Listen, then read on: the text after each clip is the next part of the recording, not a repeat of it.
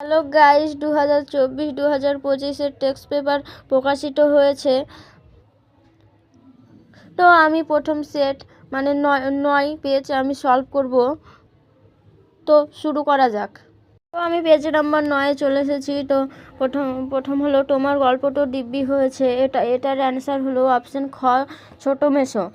তারপরে ব্র্যাকেট দাগের 12, পাগল বেশি হরিদা কোমরে জড়ানো একটি, ওটা হলো অপশন নাম্বার ঘ, ছেঁড়া কম্বল। 1.3 বড় ভয় করিতে লাগলো নদের চাঁদ। ভয়ের কারণ নদীর জল স্পিড। 1.14 তারা আর স্বপ্ন দেখতে পারল না। তারা বলতে এখানে শান্ত হলুদ দেবতাদের কথা বলা হয়েছে। 1.15 পায়ে পায়ে হিমালির বাট। হিমালি শব্দের অর্থ, এটা অপশন নম্বর ক, তুষার। অষ্টের বিরুদ্ধে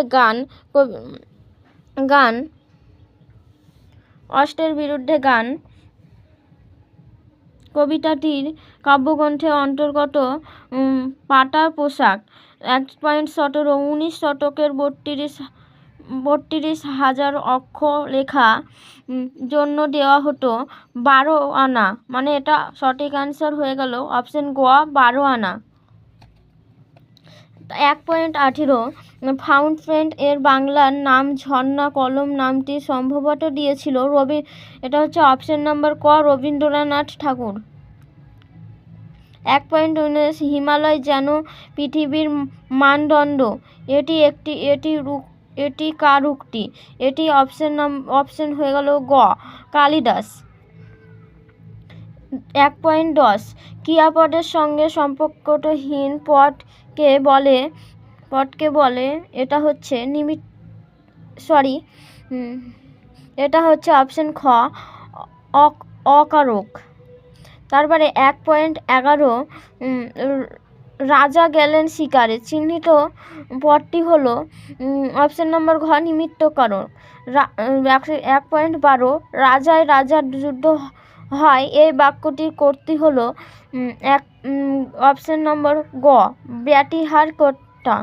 তারপরে 1.13 প্রশ্ন, রামদাস আর কোনো প্রশ্ন করলো না। চিহ্নিত পদটি যে সমাজের উদাহরণ, সেটি হলো অপশন নম্বর ক, তৎপুরুষ। তো আমরা এবার পরের পেজে চলে যাব। তারপরে পরের পেজে আছে 1.14 তোরা জয়ের ধ্বনি কর। এটি কোন বাচ্চার উদাহরণ? এটা অপশন নম্বর ক, কর্তৃবাচ্য। 1.5 আবার তোরা মানুষ হয়। বাক্যটি হলো অপশন নম্বর খ, অনুসূচক। তারপরে 1.16 কোনটি কর্ম কর্তৃবাচ্যর উদাহরণ? এটা হচ্ছে ঘন্টা বাজে। 1.17 এটা হচ্ছে 1.17 নবরত্ন শব্দটির হলো দিগ্গু সমাজ। অপশন নাম্বার ক, দিগ্গু সমাজ। গাইস, আমার ভিডিওটা ভালো লাগলে লাইক, কমেন্ট, সাবস্ক্রাইব করে দাও আরও নতুন ভিডিও পেতে।